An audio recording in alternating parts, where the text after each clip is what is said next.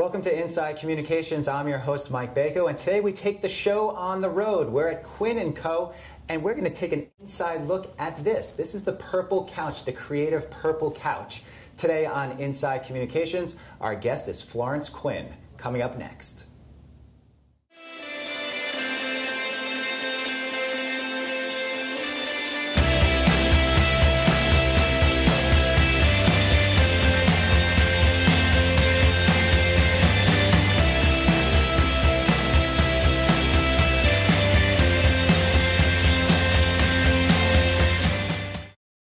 Florence, thanks for joining us today, and thanks for having Inside Communications at your firm. It's my pleasure to have you here, Mike. So we're here on the purple couch. Yeah. It instantly brings a smile to your face. You're known for the purple couch. Tell us a little bit about it.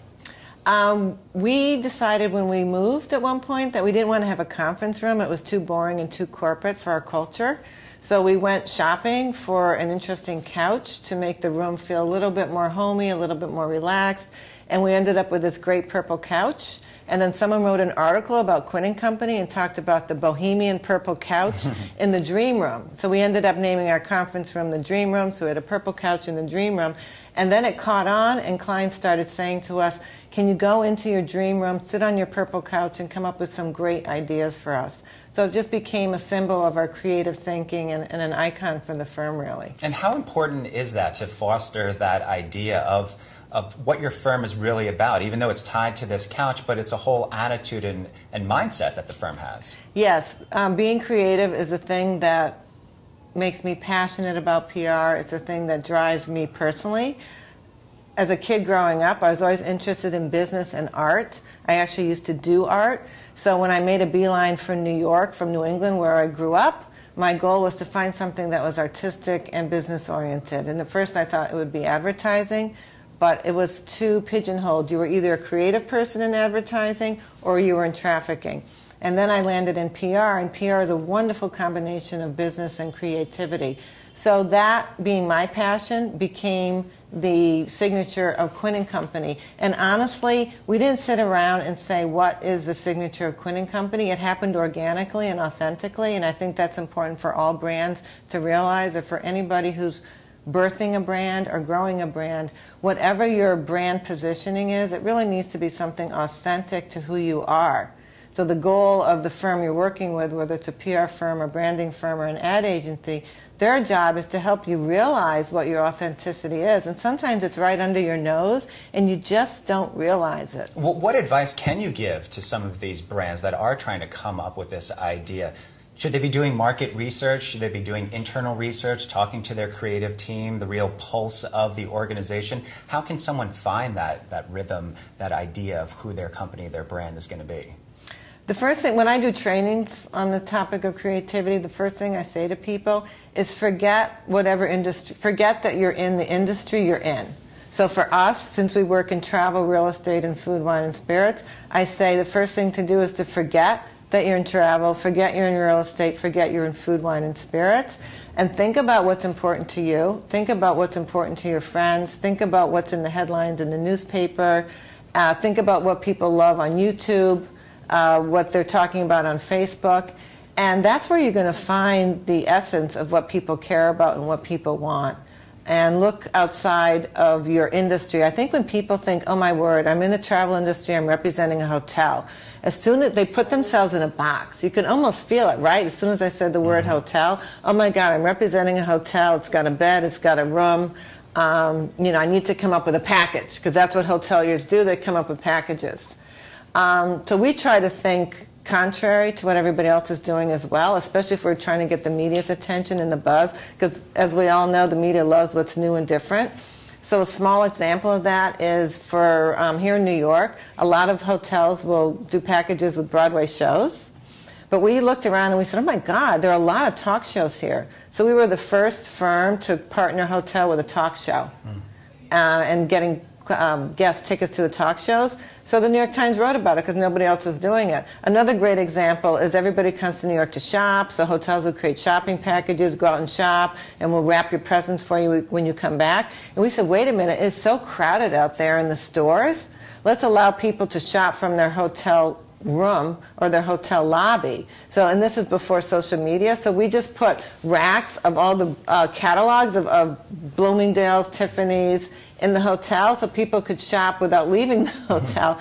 The New York Times wrote it up. How can you do that now with the ever-changing world of social media? People are so tuned into things. How does your firm use Facebook, Twitter, YouTube? How do you utilize all these social media channels? I would say the 3 basic ways to do it. One is, and then we're all doing it, and none of us know if we're doing it very well, if it's successful. And that's a real key point, that there are so many people that say, I'll make you a viral video, I'll get you X number of Twitter followers. And yes, they could point to 1 or 2 instances, but there's really no real formula for a viral video or for a campaign that you could specifically point to. So that really speaks to what you're saying. Yes, yes. So one of the things is we're all doing it, we all put our packages out there, our promotions, our recipes. Honestly, how many people care about that? We don't really know, but it's a communications channel and it's there, so we're doing it. That's one way we use it. Another way we use it, which I think is interesting, a very interesting area, is we use it as a customer service tool, which is if somebody posts a comment, we respond to it, whether it's positive or negative. So then it becomes a customer relations tool. It becomes an ability to see what customers like and what they don't like, because you get the negative as well as the positive feedback through social media. Have you found that brands that you work with are a little bit apprehensive about allowing negative comments to be posted to a Facebook or to a Twitter? How does that work? Oh, that's such a great question, Mike. I mean, it's something that I'm thinking a lot about now, because you're absolutely right, especially the hotel industry, the travel industry. They are so deathly afraid of it.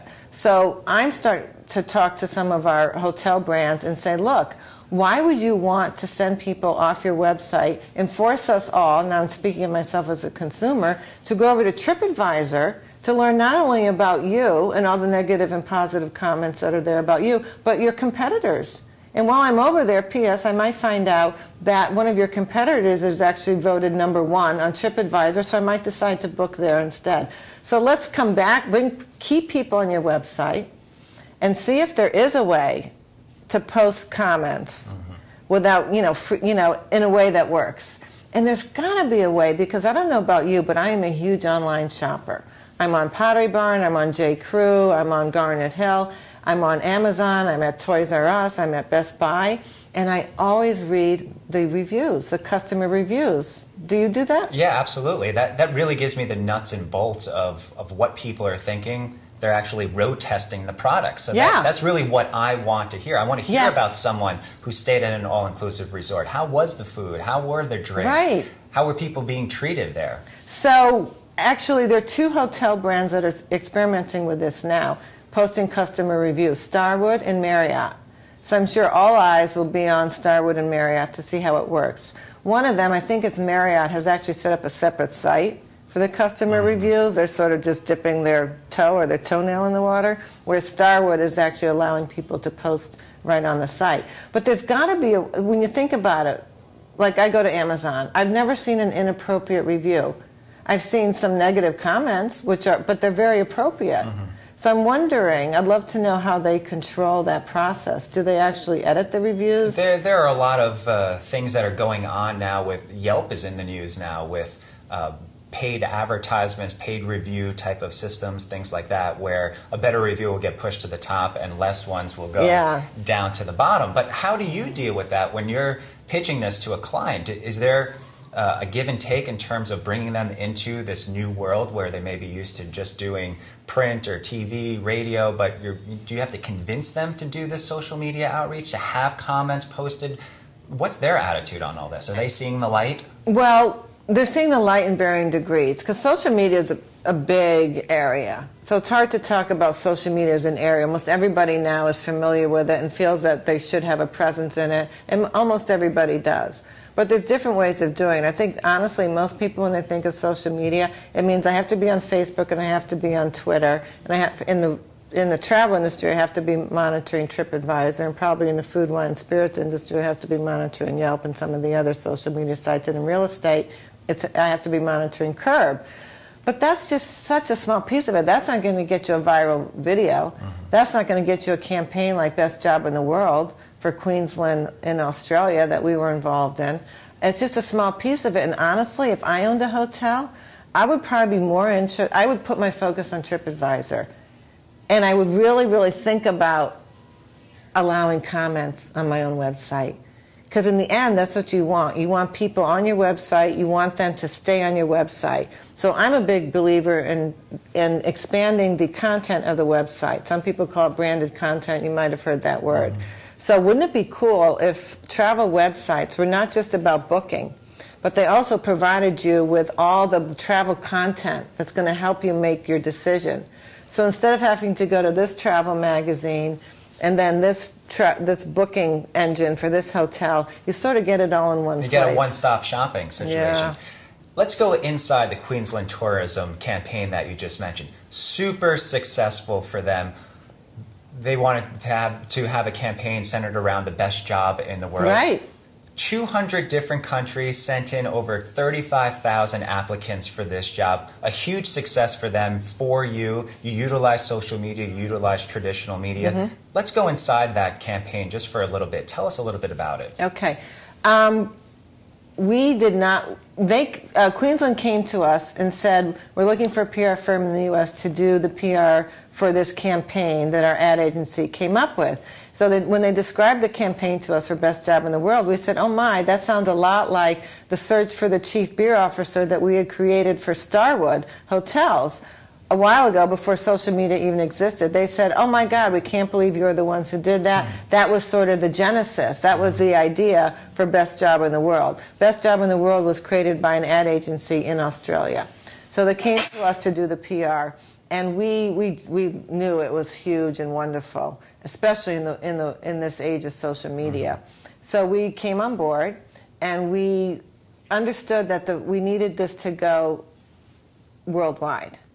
So we actually did not give it to a social media outlet first. We gave it to Roy. I almost don't want to tell you this because it's so key. Industry secret, inside secret. Let's talk about it in broad terms. They came to you. You had this idea. The genesis was already there.